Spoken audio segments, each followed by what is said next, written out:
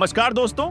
अभी अभी दोस्तों बहुत ही चौंकाने वाली खबर निकलकर सामने आ रही है। पिछले मुकाबले में इंग्लैंड से मिली हार के बाद शुभमन गिल का गुस्सा 7वें आसमान पर है और इसी बीच शुभमन गिल ने अपना मास्टर स्ट्रोक चलते हुए चौथे टेस्ट महामुकाबले के लिए सबसे घातक प्लेइंग 11 का ऐलान कर दिया है। इस नई प्लेइंग 11 में कई बड़े खिलाड़ियों को बाहर का रास्ता दिखाया गया है, तो वहीं कई युवा और दिग्गज खिलाड़ियों को प्लेइंग 11 में शामिल किया गया है।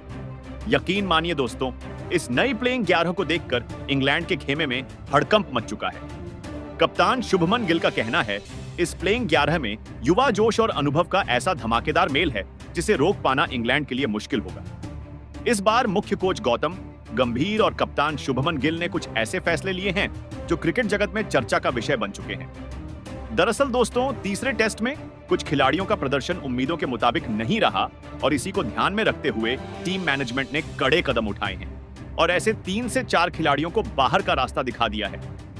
जी हां दोस्तों, अब चौथे टेस्ट के लिए भारतीय टीम में शामिल किए गए हैं कुछ जबरदस्त खिलाड़ी, ऐसे योद्धा जो इस वक्त फॉर्म में भी हैं और आत्मविश्वास से भरे हैं। इन खिलाड़ियों की वापसी ने इंग्लैंड के ड्रेसिंग रूम में चिंता की लहर फैला दी है। बेन स्टोक्स, जो रूट और बाकी अंग्रेजी खिलाड़ियों पर दबाव साफ दिखाई दे रहा है। तो दोस्तों, इस खास वीडियो में हम विस्तार से बताएंगे कि कौन से सितारे टीम में वापसी कर रहे हैं और किन्हें बाहर का रास्ता दिखाया गया है। इसके अलावा यह मुकाबला कब, कहां और कितने बजे से खेला जाएगा। वहीं दोनों टीमों के बीच हेड टू हेड रिकॉर्ड और पिच रिपोर्ट सब आपको आगे बताने वाले हैं। लेकिन उससे पहले अगर आप भी चाहते हैं कि भारतीय टीम इस मुकाबले को जीते, तो वीडियो को लाइक एंड चैनल को सब्सक्राइब जरूर कीजिएगा।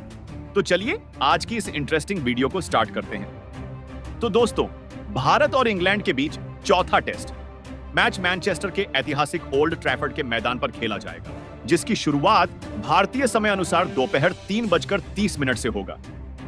यह मैच दोनों टीमों के लिए बेहद अहम साबित हो सकता है, क्योंकि सीरीज के परिणाम को यह मुकाबला तय करेगा। जहां टीम इंडिया इस मैच को जीतकर सीरीज पर अपनी पकड़ मजबूत करना चाहेगी, वहीं इंग्लैंड इस मैच को हर हाल में जीतकर सीरीज पर कब्जा जमाना चाहेगा। वहीं अब अगर बात करें ओल्ड ट्रैफर्ड की पिच रिपोर्ट की, तो यह मैच के रुख को पूरी तरह बदलने की ताकत रखती है। यह पिच अपने अलग अलग दिनों में अलग अलग व्यवहार करने के लिए जानी जाती है। शुरू के 2 दिन बल्लेबाजी के लिए बहुत अनुकूल माने जाते हैं। उस समय पिच पर गेंद अच्छा उछाल देती है और रन बनाना थोड़ा आसान हो जाता है। लेकिन अगर मौसम में बादल हो तो पहले दिन तेज गेंदबाजों को हल्की स्विंग और सीम मूवमेंट मिल सकती है। जैसे जैसे मैच आगे बढ़ता है, खास तौर पर तीसरे दिन से पिच पर बदलाव दिखने लगते हैं। दरारें और फुटमार्क्स उभरने लगते हैं, जिससे स्पिन गेंदबाजों को टर्न और उछाल मिलने लगता है। यही कारण है कि तीसरे और चौथे पारी में रन बनाना मुश्किल होता जाता है और यही कारण है कि टॉस जीतने वाली टीमें अक्सर पहले बल्लेबाजी का फैसला करती हैं, क्योंकि शुरुआती 2 दिन बल्लेबाजों के लिए सबसे बेहतर माने जाते हैं। अब बात करें ओल्ड ट्रैफर्ड में भारत बनाम इंग्लैंड टेस्ट इतिहास की, तो अब तक यहां दोनों टीमों के बीच 5 टेस्ट मैच खेले जा चुके हैं, जिसमें भारत ने 4 मैच में शानदार जीत दर्ज की है, जबकि इंग्लैंड सिर्फ 1 मैच जीत पाया है।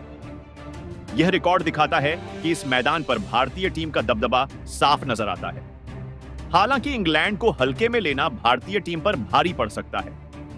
बेन स्टोक्स की कप्तानी में इंग्लैंड ने अपनी टीम में कुछ बड़े बदलाव किए हैं। उनके पास जो रूट जैसे अनुभवी बल्लेबाज और जोफ्रा आर्चर जैसे मैच जिताऊ गेंदबाज मौजूद हैं, जो कभी भी खेल की दिशा बदल सकते हैं। यह मुकाबला दोनों टीमों के लिए बेहद अहम है। दोस्तों, ओल्ड ट्रैफर्ड की पिच की चुनौतियां, भारत की नई रणनीति और इंग्लैंड की मजबूती, यह सब मिलकर इस मुकाबले को बेहद रोमांचक बना देते हैं। तो चलिए दोस्तों, अब बात करते हैं भारतीय टीम की प्लेइंग 11 के बारे में और जानते हैं कि इस बार शुभमन गिल अपने प्लेइंग 11 में कौन-कौन से महत्वपूर्ण बदलाव किए हैं। तो दोस्तों, इस चौथे टेस्ट में भारत के लिए ओपनिंग की जिम्मेदारी एक बार फिर यशस्वी जायसवाल और केएल राहुल के कंधों पर रहेगी।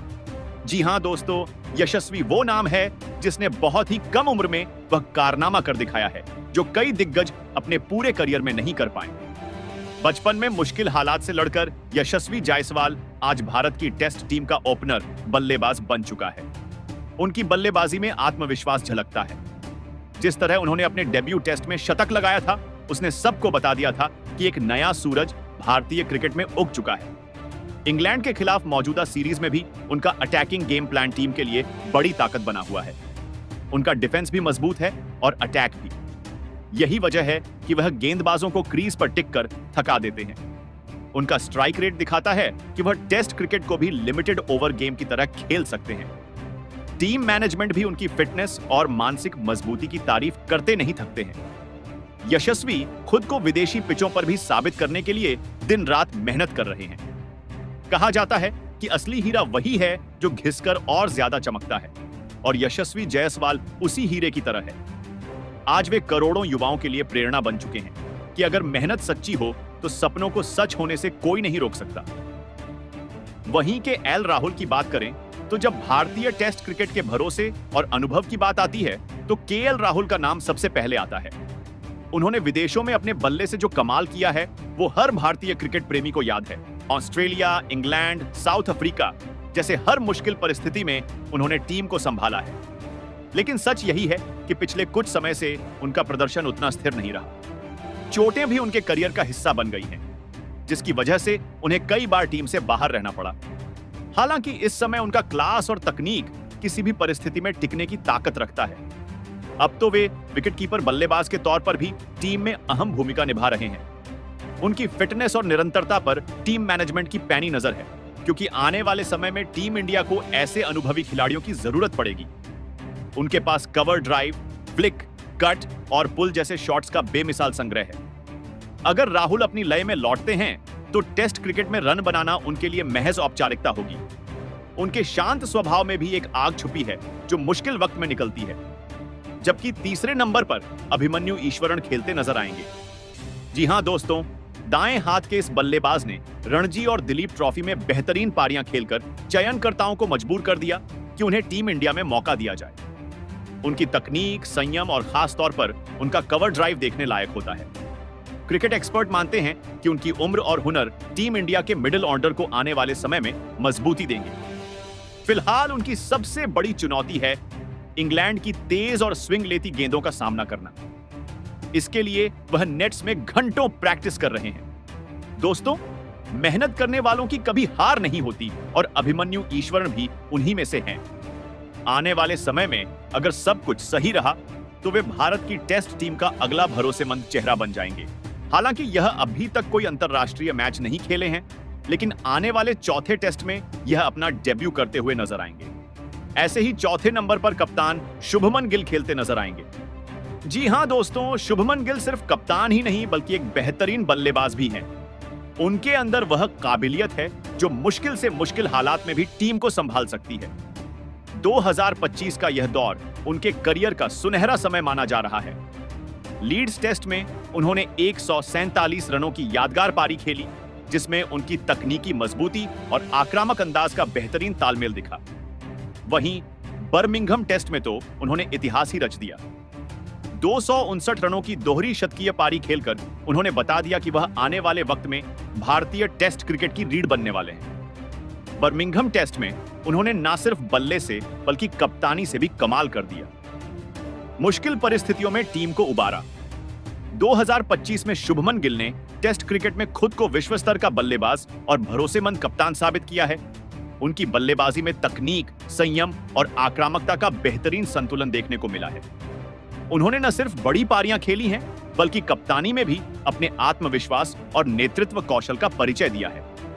बर्मिंघम की ऐतिहासिक पारी और लगातार शतक उनके क्लास और निरंतरता का प्रमाण है। इस साल उन्होंने खुद को सिर्फ उभरता नहीं बल्कि स्थापित सितारा बना लिया है। जबकि 5वें नंबर पर ऋषभ पंत खेलते हुए नजर आएंगे। जी हां दोस्तों, पंत सिर्फ एक नाम नहीं बल्कि भरोसे का दूसरा नाम है।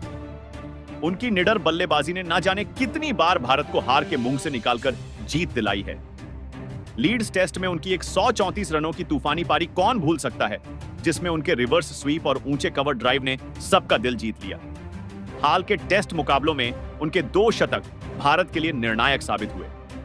खासकर लीड्स टेस्ट में शुभमन गिल के साथ उनकी साझेदारी ने टीम को हार की कगार से निकालकर जीत दिलाई। विकेट कीपिंग में भी उन्होंने खुद को बहुत निखारा है। उनकी फुर्ती और चुस्ती स्टंप के पीछे टीम इंडिया की बड़ी ताकत बन चुकी है। पंत का जुझारूपन और मैदान पर उनका चुटीला व्यवहार टीम के माहौल को हल्का बनाए रखता है। जिससे खिलाड़ियों में पॉजिटिव एनर्जी बनी रहती है। 2025 से 27 की वर्ल्ड टेस्ट चैंपियनशिप में वह भारत के लिए एक बड़ा हथियार बन चुके हैं। उनकी फिटनेस, मानसिक मजबूती और आक्रामक बल्लेबाजी ने टीम इंडिया को विदेशी जमीन पर भी सिर उठाकर खेलने का आत्मविश्वास दिया है। वहीं छठे नंबर पर नीतीश कुमार रेड्डी खेलते नजर आएंगे। जी हां दोस्तों, हम बात कर रहे हैं चौथे टेस्ट में खेलने वाले नीतीश रेड्डी की। 24 साल के इस ऑलराउंडर ने अपने छोटे से करियर में ही सबको बता दिया है कि वह लंबी रेस का घोड़ा है। लॉर्ड्स टेस्ट में उनकी बैटिंग और बॉलिंग दोनों ने क्रिकेट प्रेमियों का दिल जीत लिया। पहली पारी में उनका 30 रन का योगदान बेहद अहम था। उस पारी में उनके 4 चौके देखकर ऐसा लगा मानो वह गेंदबाजों पर कहर बनकर टूट पड़े हों। जब टीम मुश्किल में थी तब उनकी यह पारी उम्मीद की किरण लेकर आई थी। वहीं गेंदबाजी में भी उन्होंने कमाल कर दिया। जो रूट और जैक करौली का विकेट गिराकर उन्होंने इंग्लैंड की कमर ही तोड़ दी। उनकी स्विंग गेंदबाजी ने दिखा दिया कि वह विदेशी पिचों पर भी खुद को साबित कर सकते हैं। कोच गौतम गंभीर भी उनकी मेहनत के कायल हो गए हैं। हालांकि कमेंट्री के दौरान आकाश चोपड़ा ने उनकी गति को लेकर सवाल जरूर उठाया, लेकिन उनकी फिटनेस मैदान पर ऊर्जा और हार ना मानने वाला रवैया टीम इंडिया को मजबूती देता है। जबकि 7वें नंबर पर रविंद्र जडेजा खेलते नजर आएंगे। जी हां दोस्तों, जडेजा वो नाम है जिन्होंने अपनी गेंदबाजी, बल्लेबाजी और फील्डिंग से ना जाने कितनी बार टीम इंडिया को मुश्किल हालात से निकाला है। साल 2025 उनके करियर का शानदार दौर साबित हो रहा है। लीड्स टेस्ट में उनकी 61 रनों की जिम्मेदार पारी और साथ ही गेंदबाजी में लिए गए अहम विकेटों ने उनके महत्व को फिर से साबित कर दिया। विदेशी परिस्थितियों में उनकी बाएं हाथ की स्पिन गेंदबाजी भारत के लिए किसी वरदान से कम नहीं है। उनकी फील्डिंग तो वैसे भी कमाल की है। बुलेट थ्रो, डायरेक्ट हिट और हवा में उड़ते हुए कैच पकड़ना उनकी पहचान बन चुकी है। आईसीसी टेस्ट ऑलराउंडर रैंकिंग में वह करीब 4 साल से नंबर 1 पर मौजूद है। उनकी यह निरंतरता ही टीम की सबसे बड़ी ताकत है। निचले क्रम में उनकी बल्लेबाजी ने कई बार भारत को सम्मानजनक स्कोर तक पहुंचाया है। वर्ल्ड टेस्ट चैंपियनशिप के इस चक्र में उनका अनुभव और संतुलित खेल भारत की रणनीति का अहम हिस्सा है। लॉर्ड्स में जडेजा ने 2 पारियों में 50+ रन बनाए। वे सिर्फ दूसरे भारतीय बने जिनके नाम यह उपलब्धि है और इस सीरीज में जडेजा का औसत 109 का रहा है, जिसमें 4 अर्धशतकों के साथ 337 रन शामिल हैं। इससे वह सीरीज के टॉप बल्लेबाजों में से रहे हैं। जबकि 8वें नंबर पर कुलदीप यादव को शामिल किया गया है। जी हां दोस्तों, यह वही कुलदीप हैं जिनकी फिरकी ने बड़े बड़े बल्लेबाजों की नींद उड़ा दी है। बाएं हाथ के इस चाइनामैन स्पिनर का गेंदबाजी एक्शन इतना अलग और अनोखा है कि बल्लेबाज कई बार समझ ही नहीं पाते कि गेंद कहां गिरेगी। कुलदीप यादव टेस्ट क्रिकेट में उत्कृष्ट गेंदबाजी स्किल और विकेट लेने की क्षमता वाले गेंदबाज हैं। उनका स्ट्राइक रेट घरेलू और विदेशी दोनों परिस्थितियों में बल्लेबाजी को संघर्ष कराने की क्षमता रखते हैं और इंग्लैंड जैसे विपक्ष पर प्रभावशाली प्रदर्शन यह दर्शाते हैं कि वह टेस्ट टीम के लिए बेहद मूल्यवान हो सकते हैं। कुलदीप यादव एक ऐसे टेस्ट गेंदबाज हैं जिनके पास दुर्लभ चाइनामैन कला है, जो उन्हें बाकी स्पिनरों से अलग बनाता है। जब भी उन्हें खेलने का मौका मिला है, उन्होंने मैच का रुख बदलने वाले विकेट लिए। उनका स्ट्राइक रेट यह साबित करता है कि वह विकेट लेने के लिए सबसे खतरनाक भारतीय गेंदबाजों में से एक हैं। लेकिन दुर्भाग्यवश चयनकर्ताओं के लगातार नजरअंदाज किए जाने के कारण उनका टेस्ट करियर वह ऊंचाई नहीं छू सका जिसका वह हकदार था।